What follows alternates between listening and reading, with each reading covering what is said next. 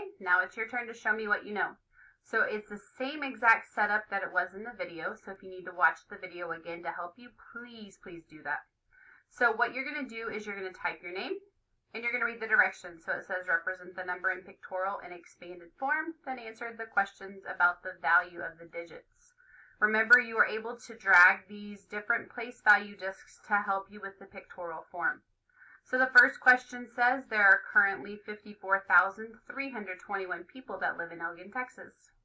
How would you represent this number in pictorial form? How would you represent this number in expanded form? What is the value of the digit 5? And what is the value of the digit 4?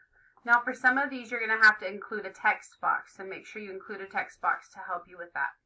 The second question is actually written, or the second question actually says this. There are currently 90,000 plus 8,000 plus 500 plus 20 plus 1 students who play Among Us. What is this number written in standard form? How do you represent this number in pictorial form? What is the digit in the 10,000s place? And what is the digit in the hundreds place? So again, you're going to complete your place value chart. You're going to use the different place value discs to drag them down to model your number pictorially. You're going to write the number in standard form, and then you're going to tell me what digit is in the 10,000s place and what digit is in the hundreds place. Again, you're going to have to add text boxes, so make sure you do that. Once you are completely finished, make sure you submit it to Google Classroom.